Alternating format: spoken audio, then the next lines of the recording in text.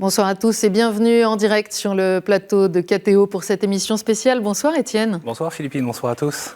Alors on se retrouve ce soir pour une émission un peu particulière. C'est une tradition dans l'audiovisuel, généralement en fin d'année, en début d'année. Il y a des émissions rétrospectives, des grandes dates de l'année qui vient et toutes ces sortes de choses.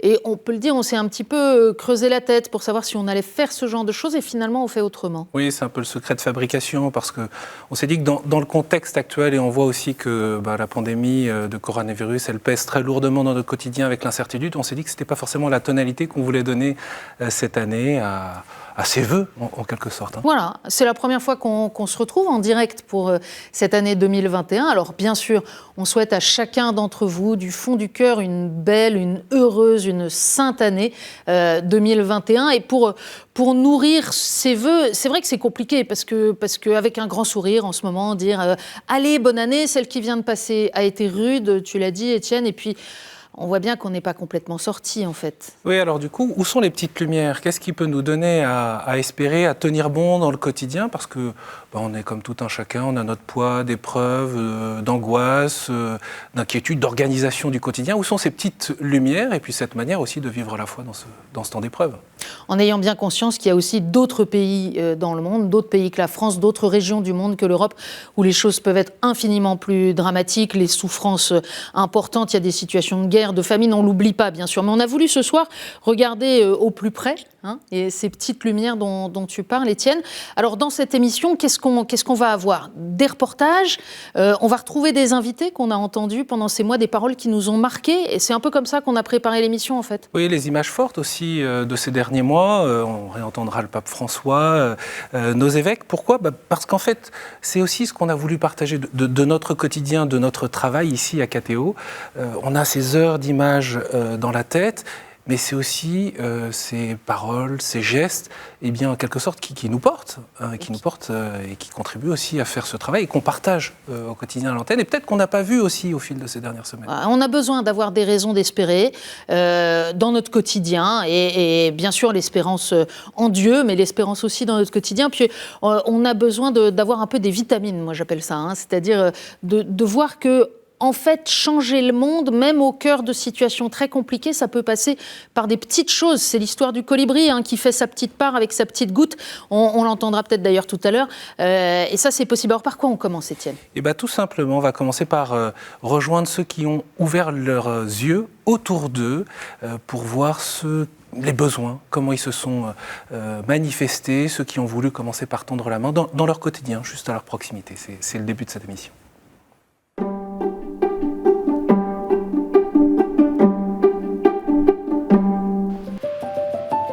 À quelques pas de Fourvière, à Lyon, de drôles de panneaux ont fleuri sur la façade de cette maison pendant le confinement. Lisette est mexicaine et étudie en France. Confinée seule dans un 9 mètres carrés de la résidence universitaire Alix, elle a aperçu de sa fenêtre ces cartons proposant de l'aide aux étudiants. Depuis quelque temps, elle vient régulièrement sonner à la porte de Laurence.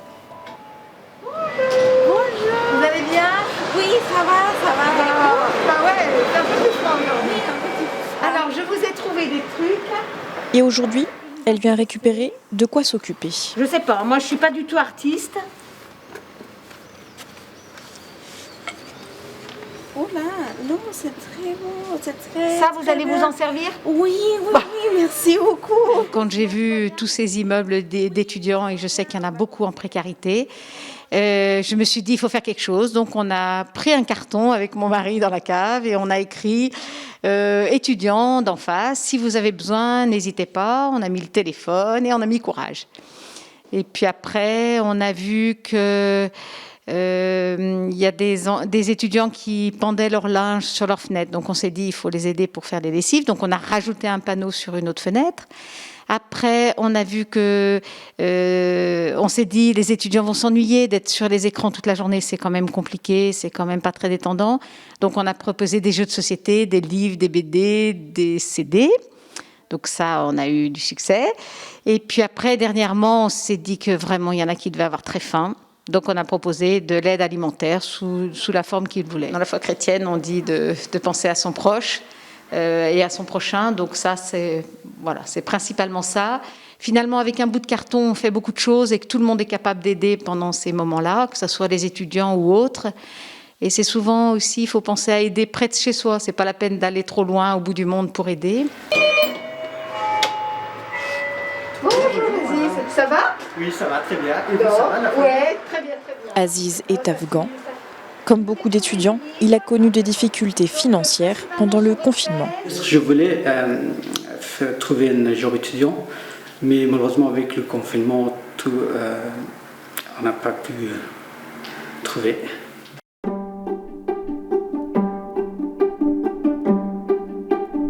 On voulait essayer de faire un peu plus, de se rendre utile et donc de sortir dans les hôpitaux et aider parce qu'on savait qu'ils avaient besoin de main-d'œuvre. Le service, je prends ça comme une partie intégrante de ma foi, rendre service à autrui, rendre service au plus petit que soi, rendre service au plus fragile que soi, juste aider tout le temps. Et c'est vraiment pour moi le centre de ma foi, c'est avec la prière, c'est le service. Les EHPAD sont également à la recherche de renforts en ce temps de confinement. Paul Philippe, un autre scout volontaire, a été sollicité par la maison Marie-Thérèse en tant que technicien sanitaire. Le matin de 9h à 13h et l'après-midi de 14h à 17h, eh bien je fais du nettoyage des chambres de résidents. J'ai cherché à donner de mon temps, à servir, parce que c'est ce qu'on m'a beaucoup appris dans le scoutisme, c'est que le scout est d'abord au service, qu'il soit chef, louveteau ou éclaireur, il est d'abord au service. Donc j'ai décidé de me mettre au service de mes frères et encore plus dans les EHPAD où voilà, il n'y a plus beaucoup de contacts sociaux, ils ne voient plus beaucoup de gens. Nous, on est contents de les voir, parce que c'est vrai que nous, chez nous, on ne voit pas non plus grand monde. Mais eux aussi sont contents de nous voir, et donc c'est un vrai échange qui s'opère, c'est une vraie communication entre nous, et ça fait du bien.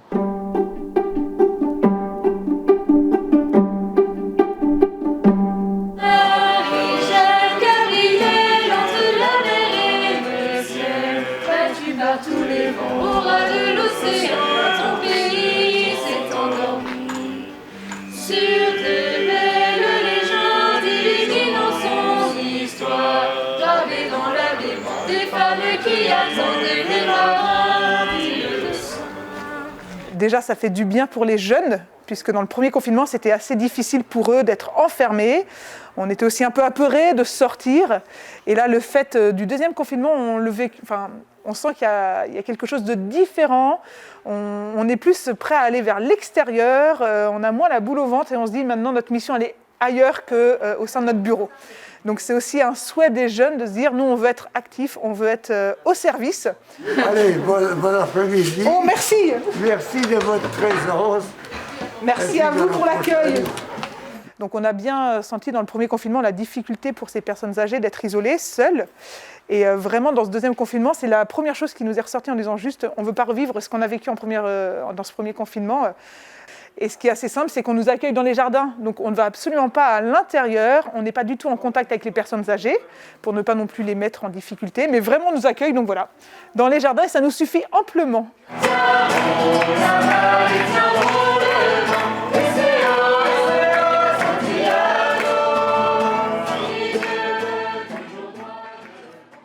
La vague, elle le disait, Angèle Acero, là, du Mans, ça fait du bien aux jeunes, en fait, ça fait du bien à tout le monde. Alors là, c'était pendant les confinements. Aujourd'hui, il n'y a plus de confinement, mais il y a encore des restrictions de toute nature, en particulier si on pense aux plus anciens. Moi, ce qui me frappait, Étienne, en regardant ces extraits de sujets qu'on a passés ces derniers mois, c'est que c'est une autre information, en fait. Alors, bien sûr, il faut l'information qui nous donne au jour le jour le nombre de morts, le nombre de cas contacts, le nombre de cas avérés, etc. Enfin, ça fait des mois qu'on vit dans cette espèce de statistique anxiogène permanente et puis d'une information qui finalement, avec laquelle on ne sait pas quoi faire. Ce que je trouve merveilleux dans ces reportages-là, et c'est le travail de la rédaction que tu diriges, c'est que ça nous donne ce sentiment qu'en fait plein de choses se passent et plein de choses sont possibles. Et c'est amusant parce que c'est pas quantifiable. Alors on sait par exemple que, parce que c'est facile d'une certaine manière de compter, à Paris s'est distribué 180 000 colis au printemps dernier. Mais je passe un coup de fil à la conférence épiscopale pour dire, mais est-ce que ce chiffre, il y a un chiffre au niveau national? Mais on n'en sait rien, parce que c'est d'innombrables initiatives, et je trouve ça bien comme ça. D'ailleurs, peut-être qu'il ne faut pas compter.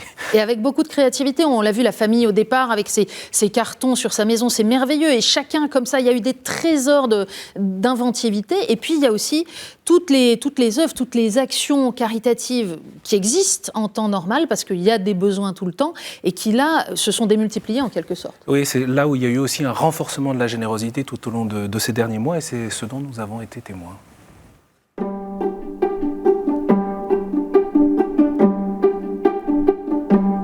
Florian, jeune étudiant à Avignon, qui, depuis le début du deuxième confinement, consacre son temps libre à venir en aide aux plus nécessiteux. Je me suis engagé en tant que bénévole parce que là on arrive dans une période qui est difficile pour les gens qui sont dans la précarité, etc. Avec le confinement, cette précarité, etc. n'a pas arrangé la situation des sans-abri. Donc je pense que c'est le moment de faire quelque chose, quoi.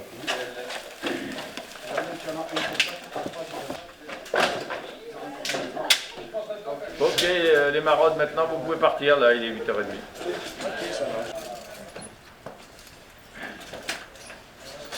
8h30, c'est l'heure de la maraude. Mathilde s'est engagée au moment du premier confinement et continue aujourd'hui une fois par semaine avec 3 jeunes bénévoles. Ils partent avec une 60aine de sacs, 6 thermos de café, sans oublier les masques chirurgicaux pour distribuer aux personnes qu'ils rencontrent dans la rue. Ça me fait du bien d'avoir un petit café tous les matins.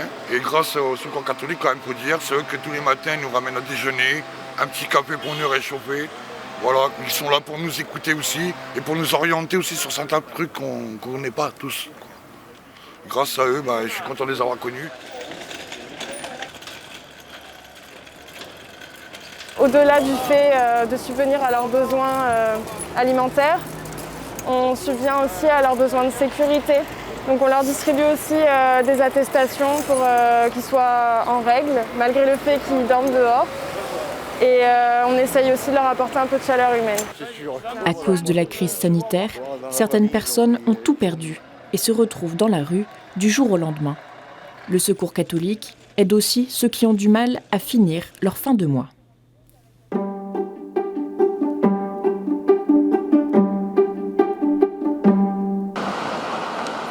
Il est 6h30 du matin et la journée commence déjà pour cette Parisienne du 11e arrondissement, malgré le confinement. Madeleine est en ce moment en télétravail, mais ce n'est pas encore l'heure de se connecter. Bonjour. Elle se rend d'abord dans cette salle prêtée par l'église Saint-Ambroise. Ici, c'est l'heure du premier café, un café solidaire. Le petit café de Saint-Ambroise, c'est d'abord un travail d'équipe bénévole bien organisé. C'est assez simple, il y en a 2 qui sont plus lève-tôt que tout le monde. C'est Philippe et Pascal qui arrivent à 6h30 et qui font couler le café, qui installent les tartines et qui commencent en avance.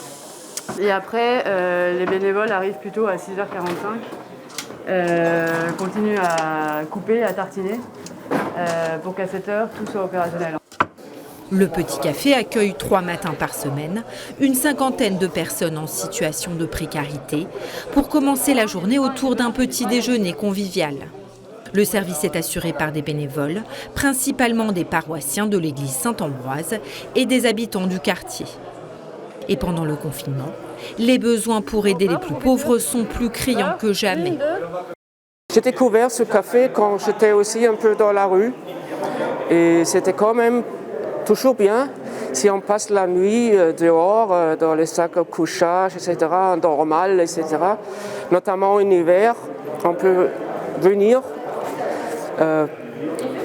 boire un café chaud, on peut se réchauffer, on peut manger quelque chose. Et petit à petit, on retrouve aussi des amis, où on devient un peu amis.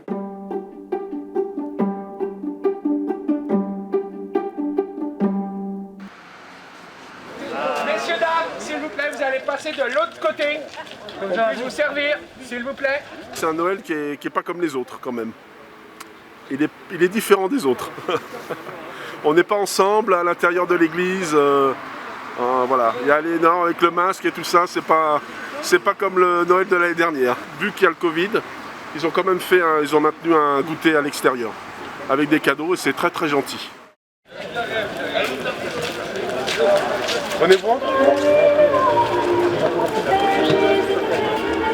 Je pense que vivre Noël seul, c'est vraiment une question, parce que Noël, c'est l'amour de Dieu qui est là, qui nous invite donc à aimer les autres. Et se retrouver tout seul le soir de Noël, je pense que c'est très triste. Et c'est pour ça que, par exemple, le fait qu'on ne puisse pas faire de repas après la messe, il y a beaucoup de gens qui nous ont demandé si on faisait un repas. On était obligé de dire qu'on ne pouvait pas dans les conditions actuelles. Et quelqu'un qui va être tout seul le soir de Noël et le jour de Noël, je pense que c'est très triste. Et on a au contraire chacun à se demander qui pourrait être dans cette situation pour passer un coup de téléphone, inviter à passer un petit temps avec cette personne. Mais oui, de laisser personne isolée, ça paraît très important. Des personnes qui elles-mêmes sont bénévoles, mais qui elles-mêmes peut-être sont seules dans leur vie, c'est elles-mêmes qui sont les plus demandeuses de pouvoir rendre service. La devise Saint-Vincent de Paul internationale, c'est Servants in Spe, servir dans l'espérance.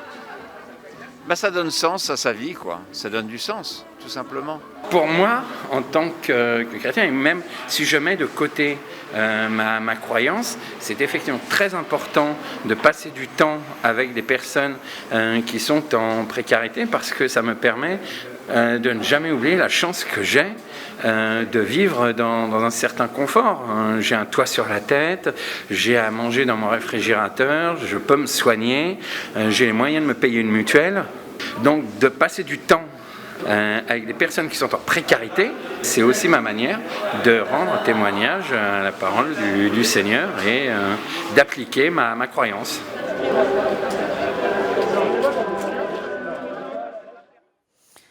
Ouais, et puis Noël ou pas Noël, c'est toujours impressionnant de voir l'ampleur des besoins et qui diminue pas dans notre société, même en dehors des périodes de crise sanitaire. Et en même temps, c'est merveilleux, ces engagements, tous ces bénévoles. On peut saluer spécialement ce soir d'ailleurs, tous ces bénévoles qui s'engagent dans tellement d'associations diverses pour, d'une manière ou d'une autre, venir en aide à ceux qui en ont besoin. C'est très impressionnant. Et ça, là encore, ça donne de l'énergie, ça donne du courage. Oui, je suis marqué par le fait qu'on parle beaucoup du monde d'après. Mais à travers là, ces images, ces témoignages, ces gestes, c'est aussi le présent qui est bien occupé. On ne pense pas seulement à très loin ce que ça deviendra peut-être. D'ailleurs, on a parlé beaucoup du monde d'après au moment du premier confinement. On en parle quand même beaucoup moins. Il y a une sorte de désenchantement. Mais là, il y a cette présence.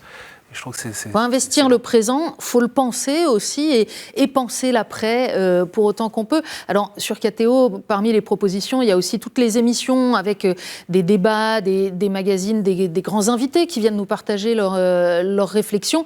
Et plusieurs fois, on n'a pas pu tout mettre ce soir évidemment, mais plusieurs fois on est aussi un peu bousculé, en tout cas nourri dans nos propres réflexions par ce qu'ils nous disent. Oui, et donc on vous invite à prendre un peu de cette distance, de ce recul, de cette hauteur, avec quelques propos choisis de nos invités. Et on sait aussi que cette période, ces derniers mois, ont été marqués par l'encyclique du pape François Fratelli Tutti, et c'est d'ailleurs le coup d'envoi de ce florilège en quelque sorte. C'est l'amitié, la proximité et l'amitié avec les pauvres qui permet de changer le monde, en fait. Alors, qui commence par changer notre cœur à nous. Nous, on voit bien que c'est ce qui transforme, c'est une force très, très puissante, l'amitié avec les plus pauvres. Je pense qu'on vit des moments qui sont, après un long moment, je dirais, espèce de course folle et continue d'une économie qui grandissait, d'un bien-être qui grandissait pour beaucoup, pas pour tout le monde, mais pour beaucoup, et ben craque. Et là, je me dis, tiens, c'est ma génération et celle de mes enfants qui va avoir à retrousser les manches et à construire ça. Ça, je ne sais pas ce que c'est. Et ça, honnêtement, ouvrez les yeux parce que je pense que ça vaut le coup. Des personnes qui m'ont appelé pour prendre des nouvelles, des gens qui m'appellent jamais. Et j'avais été très touché, en fait. Je me suis dit, c'est juste pour prendre des nouvelles. Voilà, c'est bête, c'est le côté colibri, le petit geste, etc. Donc ça, voilà, c'est un petit truc que je me dis, c'est bien. Et faut le faire, parce qu'en fait, on peut continuer, même si on n'est plus confiné. Ça peut changer, mais oui, parce qu'on n'est plus confiné, mais on se voit pas autant qu'avant quand même. Donc voilà, et c'est un petit geste, mais quand même, ça peut changer le cœur d'une personne. J'ai l'impression qu'on vit une espèce de période d'accélération aussi de tout. Et on a infiniment besoin de s'arrêter pour relire sa journée, là où on en est, tout ce qui se passe. Enfin voilà, c'est quand même fou. Il y a eu ce confinement, là on est reparti dans un truc. Et je pense qu'on a encore plus besoin d'appuyer sur pause et de se ménager des temps où on s'arrête pour regarder ce qu'on vit et où on s'arrête aussi pour regarder la création, puisque c'est la saison de la création. Dieu est un Dieu de miséricorde. Je pense, donc ça suppose notre misère, bien sûr. Hein, ça veut dire qu'il y a une révélation aussi de la misère devant ce Dieu. Mais il y a un psaume qui dit, et je pense que voilà, c'est peut-être ça aussi qui est... ton amour me fait danser de joie, tu vois ma misère, tu sais ma détresse. Aujourd'hui, il faut voir ce que notre société porte comme interrogation. Le pape, dans son encyclique sur la fraternité, insiste beaucoup sur le bien commun. Oui. Il faut revenir à un sens, parce que le terme habituellement utilisé, c'est intérêt général. Donc c'est le subjectivisme et le relativisme. On voit bien comment le bien objectif, il n'est plus compris, il n'est plus perçu. Il faut tenir compte de ça. Et donc ça veut dire qu'il faut retrouver le sens de la bonté de la création, en tout cas l'annoncer d'un point de vue anthropologique. Voilà, des grands chantiers de réflexion, des paroles qui nous aident aussi à nous situer, à regarder le monde non pas seulement dans la peur, dans l'angoisse du moment, mais aussi dans une perspective plus large. Il y a un domaine qui a été spécialement compliqué au long de cette année 2020 et qui le reste par certains aspects, Étienne, il y en a notamment un, c'est la vie de prière. La vie de prière, la vie de communauté. Alors, il y a toute l'histoire de la suspension des cultes, puis de leurs limitations, etc. Ce qui est inédit pour beaucoup d'entre nous. Enfin, on n'avait jamais vécu ça. Inattendu, au départ incompréhensible, ça l'est resté aussi pour certains. Et puis c'est devenu un lieu de tension. C'est pas ce qu'on a voulu montrer ce soir. C'est pas la question du débat. Fallait-il se battre pour récupérer le droit d'aller à la messe à l'automne, etc. C'est pas tellement ça qui nous a semblé intéressant. En fait, on a vu en parallèle combien aussi beaucoup se sont dit je deviens responsable de ma vie de prière, de celle de ma famille, peut-être d'une façon différente de ce que je vivais. Et ça n'est pas si simple. Et c'est pas facile. Hein? Ceux qui ont des enfants. On parle de nos expériences spécifiques. Et du coup, la question, elle est comment des familles, avec ce qu'elles sont, se sont mis en route, se sont prises en main, parfois aidées en lien avec la paroisse. Et qu'est-ce qui a pu se vivre à la maison? Alors, on voit peut-être que ceux qui ont une certaine habitude ont eu des facilités à le faire, mais il y a eu des pépites. Et puis ça ne veut pas dire que l'un doit remplacer l'autre. C'est une sorte de fertilisation croisée, si on peut le dire comme ça. Voilà, et on voulait pouvoir vous partager quelques-unes de ces pépites qu'on avait trouvées à l'antenne au long de ces derniers mois sur KTO.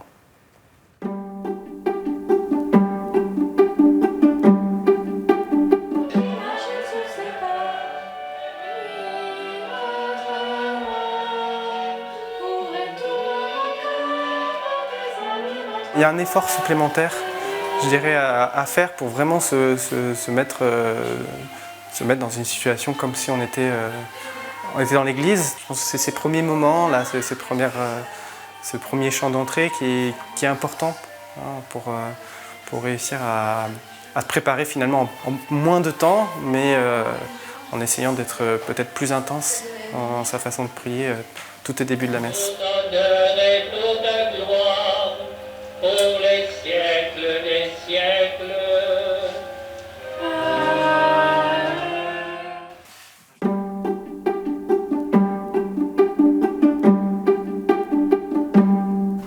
On fait comme d'habitude. Hein? Il y a 2 interventions d'intention de prière à faire. Enfin, 3, c'est la 3e. Moi, j'ai rien. Moi, j'en ai déjà une de prête. C'est Steven qui va faire la première.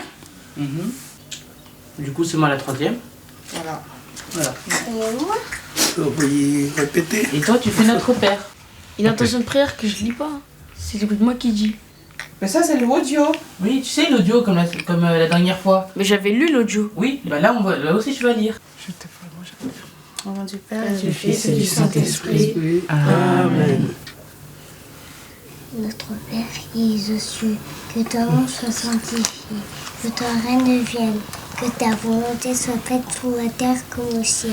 Donne-nous aujourd'hui notre pain de ce jour. Pardonne-nous nos offenses, comme nous pardonnons aussi à ceux qui nous ont offensés. Et ne nous laisse pas entrer en tentation, mais délivre-nous du mal. Amen. Seigneur, en ce jour, nous te prions pour tout le personnel soignant qui tous les jours se bat pour nous, tous les jours travaille, qui ne sont pas en confinement, et pour les malades dont ils s'occupent. Envoie, Seigneur, au personnel soignant ton esprit de force, qu'il puisse garder la force. Amen. Amen.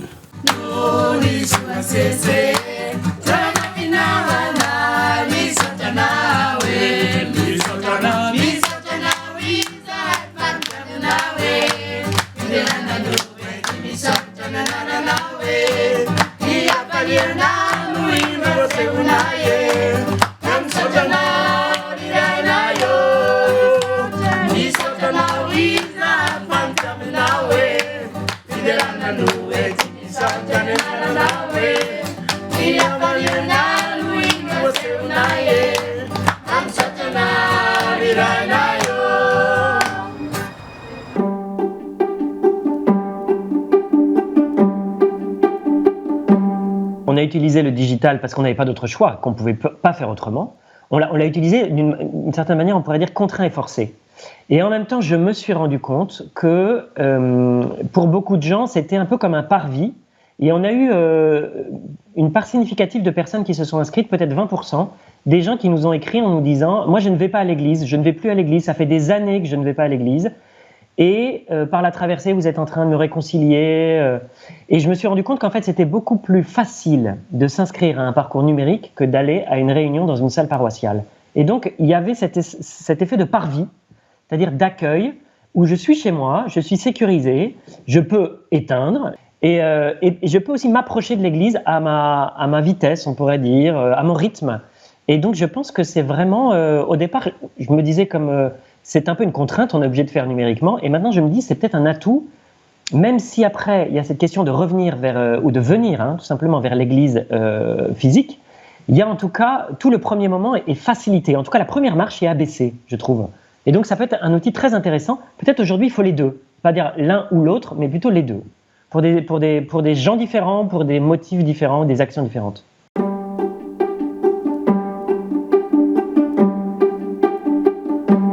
Aujourd'hui, c'est la célébration de Noël pour les enfants de la paroisse. Nous allons commencer notre célébration devant la grande crèche. Une occasion de rappeler l'espérance de Noël aux enfants et à leurs parents. C'est quand même un moment très important, très joyeux de l'année. Et ça fait du bien parce que ça permet de ne pas trop penser à la situation actuelle, de plutôt se concentrer sur ce qui va arriver. Jésus va venir chez nous et ça c'est vraiment admirable. Et je pense que ça permet de garder l'espoir parce qu'on se dit, Jésus il n'a pas peur du Covid. Jésus il n'a pas peur du Covid, il vient quand même. Et ça c'est un bon moment à passer, quoi.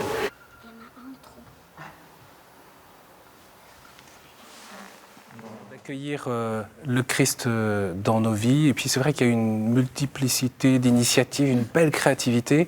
On n'a pas pu tout montrer parce qu'évidemment, il y a eu beaucoup de choses, des paroisses qui se sont mises sur YouTube, sur les réseaux sociaux, des familles là aussi qui ont organisé des groupes WhatsApp ou des choses comme ça pour se relayer, se soutenir dans la prière.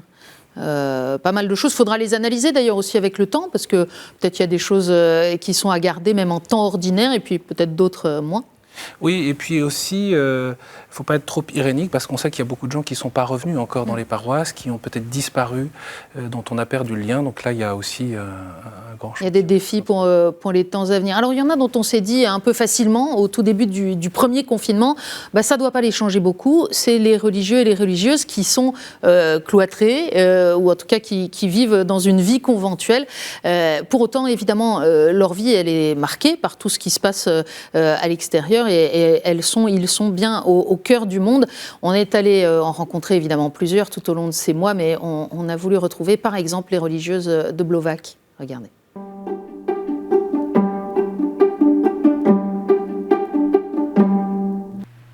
Pour mère Anne-Emmanuelle, mère abbesse depuis 22 ans, ce confinement a permis de vivre une vie communautaire et une vie de prière plus intense.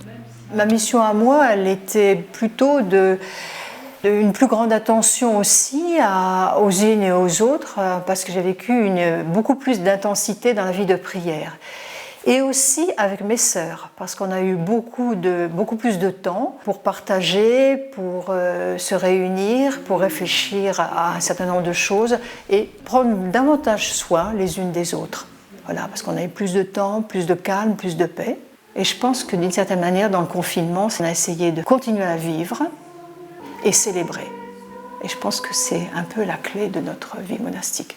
Vivre et célébrer. La prière est aussi leur quotidien, comme la méditation de la parole et leur temps de travail. Cela n'a pas changé, mais au contraire a été renforcé. Rythmée par la célébration des heures, la prière est au cœur de leur vie et plus encore dédiée au monde.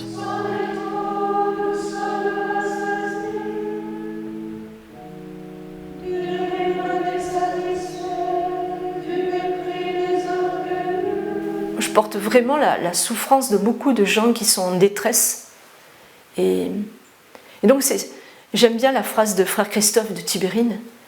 Quand il parle du Christ, il dit « ma joie blessée ». Et pour moi, ça résume tout, quoi. À la fois, il y a la joie, et on ne peut pas la nier, et on ne peut pas aller contre. Et à la fois, c'est une joie qui est blessée. On ne peut pas exulter parce que beaucoup de gens souffrent et que nous-mêmes, nous portons cette souffrance. Voilà, c'est l'expression qui pour moi est la plus juste.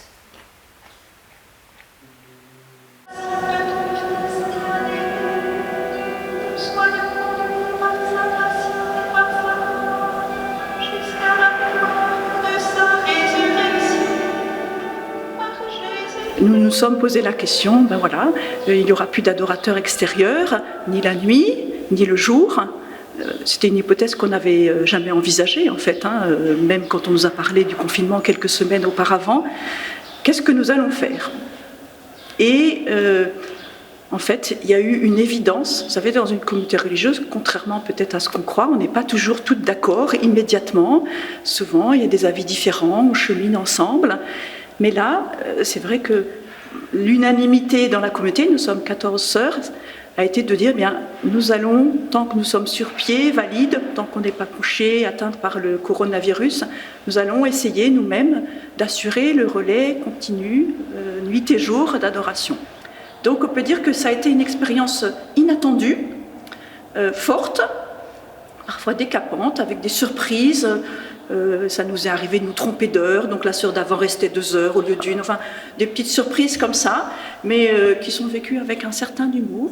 Et puis je dirais que ça nous a aussi replongé dans ce qui est le cœur de notre vocation, parce que nous sommes appelés à être d'abord des adoratrices. Donc on a commencé ce relais de mission d'adoration, et puis on s'est dit, mais il n'y a plus de pèlerins, donc le bâtiment, les grandes chambres, toutes les nombreuses chambres d'hôtellerie sont vides, il y a des gens qui n'ont rien. Et donc, l'idée a été proposée de dire, peut-être on pourrait accueillir des personnes à la rue ou des personnes qui auraient besoin, qui n'auraient pas de logement.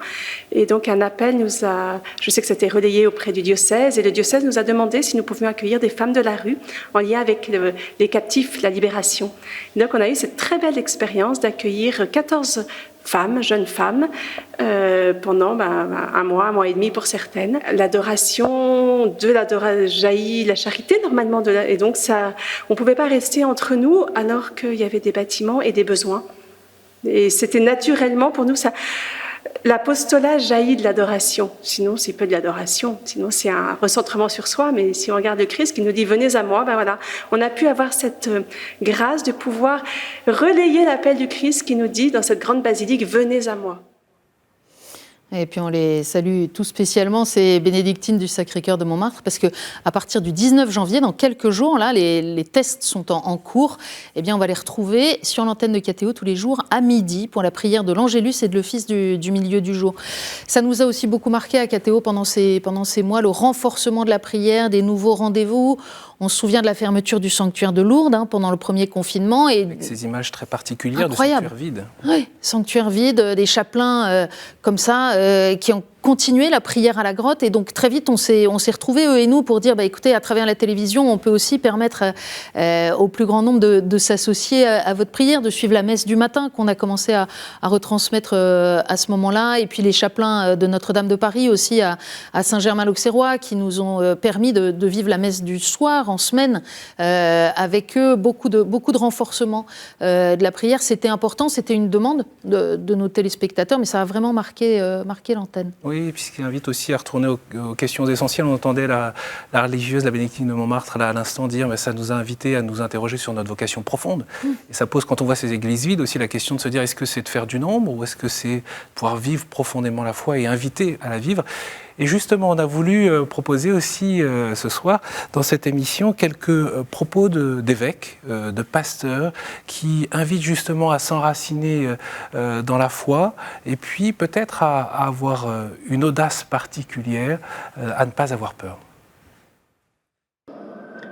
Comme évêque, comme pasteur du peuple de Dieu en notre région, je prie, je supplie, pour que tous nous progressions de plus en plus dans la pleine connaissance et en toute clairvoyance pour discerner ce qui est important.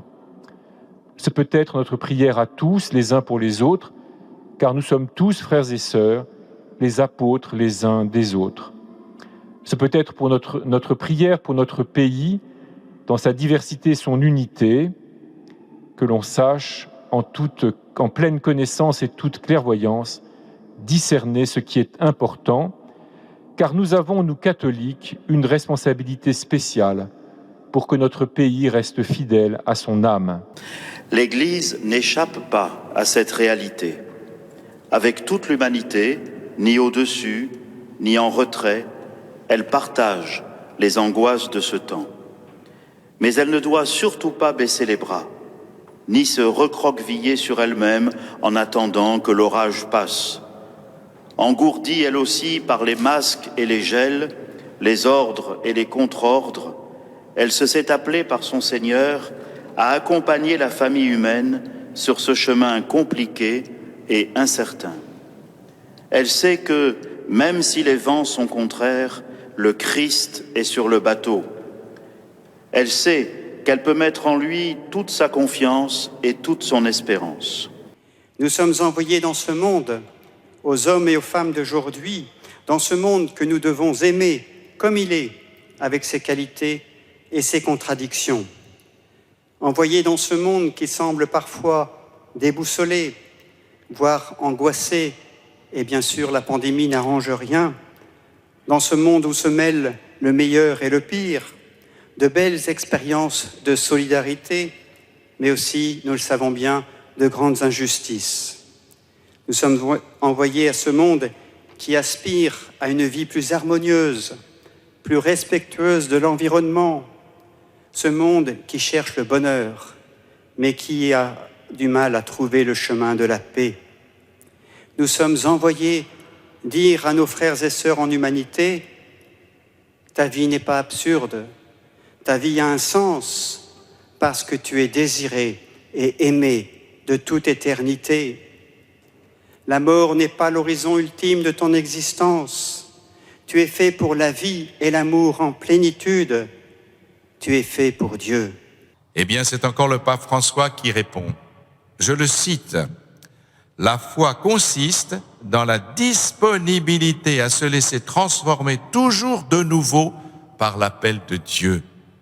Voilà. Vous voulez être déconfiné? Eh bien, soyez disponible. Disponible simplement à l'appel de Dieu.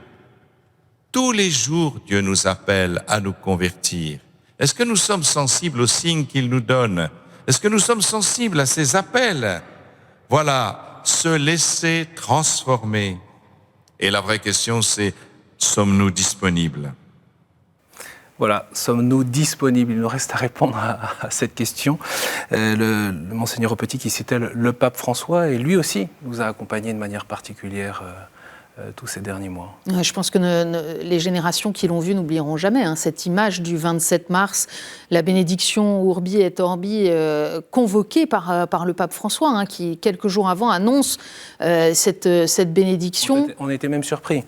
On était surpris, et en même temps, vous savez pourquoi c'est parce que la bénédiction Orbi et Orbi, c'est un acte efficace à travers les moyens modernes de communication. C'est ce que nous dit l'Église. Elle passe à travers la radio, la télévision, etc. Donc c'était une manière pour le pape de dire « mais je veux faire quelque chose qui rejoigne chacun dans son foyer au milieu de cette crise ». Ces images étaient vraiment incroyables. Et la pluie et la place Saint-Pierre, comme on ne la voit jamais, en tout cas, on l'a beaucoup vu comme ça ces dernières semaines, mais...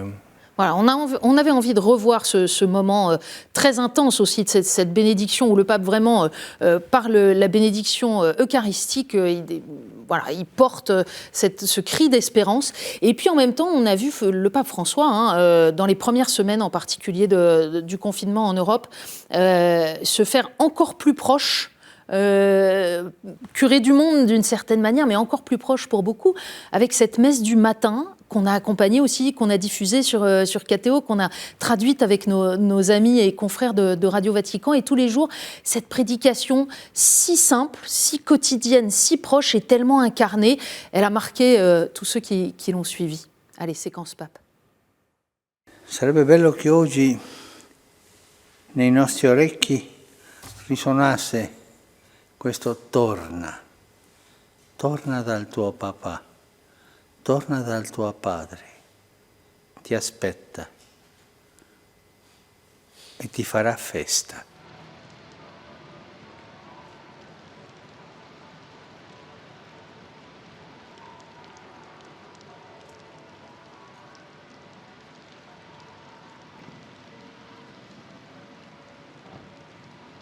Però tu, Signore, non lasciarsi in balia della tempesta.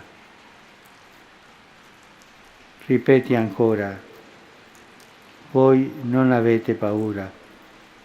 E noi insieme a Pietro gettiamo in te ogni preoccupazione perché sappiamo che tu hai cura di noi.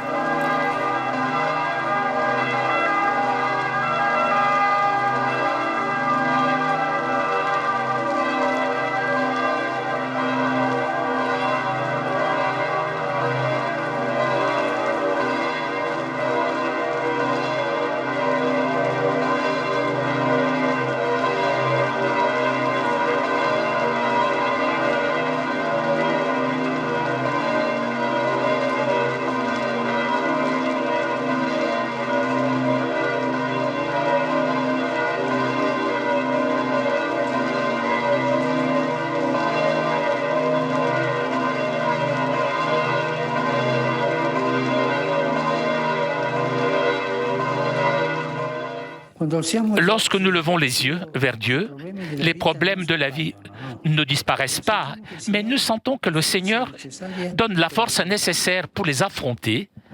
Lever les yeux, alors, est le premier pas qui amène à l'adoration. Il s'agit de l'adoration du disciple qui a découvert chez Dieu une joie nouvelle, une joie différente.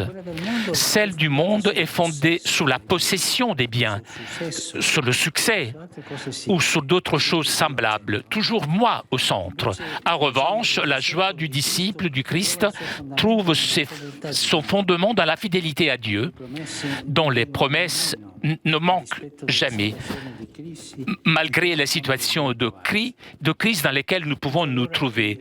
Et ceux qui, en gratitude filiale, suscitent le désir d'adorer le Seigneur, qui est fidèle et qui ne nous laisse jamais seuls. Voilà, le Seigneur qui est fidèle, qui ne nous abandonne pas, et puis ses disciples aussi qui se retroussent les manches, qui sont appelés à veiller les uns sur les autres, pour les autres. C'est chouette quand on revoit tout ça. Moi, je trouve. C'est vrai qu'on le disait au début de l'émission, Étienne, on ne va pas se mentir, le quotidien est difficile, il l'est encore infiniment plus pour d'autres gens, mais voilà, ce climat pèse, et en même temps, quand on voit tout ce qu'on vient de voir, quand on entend tout ce qu'on vient d'entendre, on se dit que c'est possible. Oui, il ne s'agit pas de s'émerveiller alors qu'effectivement il y a une difficulté, une épreuve très marquante pour le monde, mais peut-être de voir à travers ces petites lumières, ces petits gestes, que c'est possible de changer quelque chose. Et c'est peut-être ça aussi le début du monde d'après, si je puis dire. C'est aussi d'ailleurs un des grands axes du pontificat, donc ça coïncide bien.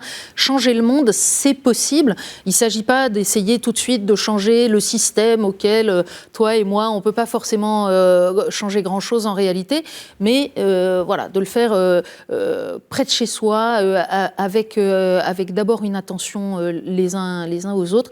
Et moi, je trouve en tout cas, à titre personnel, que d'avoir vu et entendu à nouveau tout cela en ce début d'année, eh bien, ça donne de l'énergie, ça donne de la confiance, ça donne de l'espérance. Et j'espère qu'il en est de même pour vous. Alors, il manque encore un petit peu quelque chose. Oui, c'est vrai. Dans ce que nous souhaitions proposer ce soir, il manque, on a entendu la prière, tout ça, mais il nous manque un peu de musique, et c'est la raison pour laquelle on souhaitait finir cette émission avec la bénédiction France. C'était au printemps dernier. Ce sont des chrétiens de différentes confessions qui se sont mobilisés en se disant mais il faut appeler la bénédiction du Seigneur, il faut aussi ne pas oublier de le louer, y compris dans l'épreuve, et de lui demander sa protection. Alors c'est une idée qui a parcouru le monde, elle ne vient pas de la France, elle a été pensée, imaginée dans le monde anglo-saxon, et puis en France ça a fait aussi des paroisses, des communautés différentes se sont mobilisées, et donc au printemps ce sont une centaine de paroisses, d'églises et de communautés chrétiennes qui ont eu envie de s'unir pour chanter, pour demander au Seigneur de bénir la France. C'est un chant traduit de l'anglais The Blessing de Cody Carnes, Kerry Job et Elevation Worship. On finit avec ce chant. Allez, on finit avec ça. Bonne année à tous.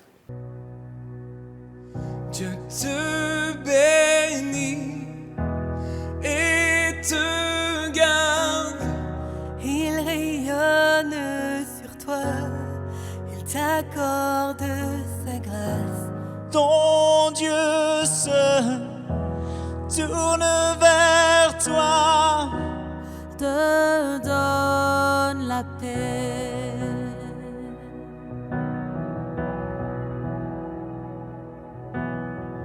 Dieu te bénit et te garde. Il rayonne sur toi, il t'accorde sa grâce. Ton Dieu se tourne vers toi, te donne paix.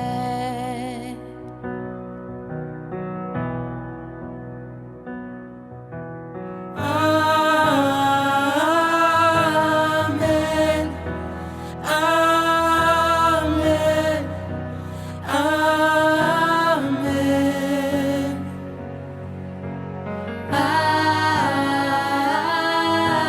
Amen. Amen. Amen. Amen. Dieu te bénit Et te garde, il rayonne sur toi, il t'accorde sa grâce. Ton Dieu se tourne vers toi, te donne la paix.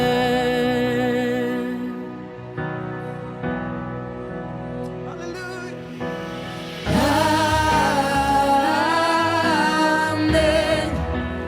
Amen.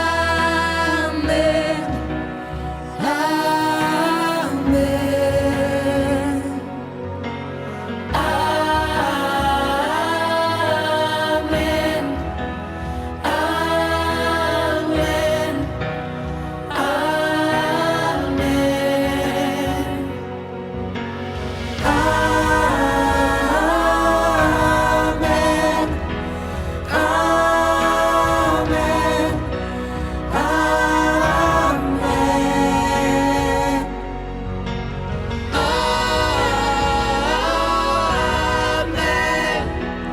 Amen. Amen. Notre message est simple, c'est dans le ciel qu'il puise son essence. Viens recevoir cette paix qui surpasse toute intelligence. Et dans le calme Et la confiance, même au milieu des afflictions, reçoit ce souffle d'amour et cette douce bénédiction. Que sa faveur reste sur toi pour plus de 1000 générations, sur ta famille et tes enfants et les enfants de leurs enfants. Que sa faveur reste sur toi pour plus de 1000 générations, sur ta famille et tes enfants et les enfants de leurs enfants. Que sa faveur reste sur toi pour plus de 1000 générations, sur ta famille et tes enfants et les enfants de leurs enfants. Que sa faveur reste sur toi pour plus de 1000 générations, sur ta famille et tes enfants et les enfants de leurs enfants. Que sa présence t'environne, là avec toi, à tes côtés, qu'elle t'inonde et t'entoure. Il est pour toi, il est pour toi, dès le matin jusqu'au coucher, à chaque pas, veillant sur toi, dans les larmes et dans la joie. Il est pour toi, il est pour toi, il est pour toi, il est pour toi, il est pour toi, il est pour toi, il est pour toi, il est pour toi.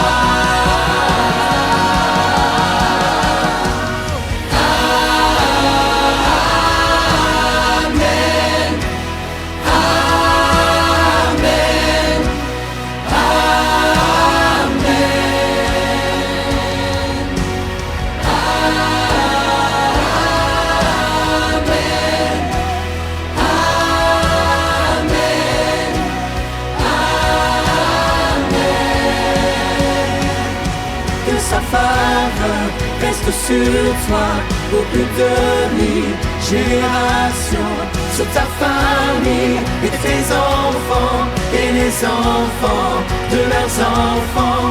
Que sa présence t'environne, là avec toi, à tes côtés, qu'elle t'inonde et t'entoure. Il est pour toi, il est pour toi, dès le matin jusqu'au coucher, à chaque pas, veillant sur toi, dans les larmes et dans la joie. Il est pour toi, il est pour toi, il est pour toi, il est pour toi, il est pour toi, il est pour toi.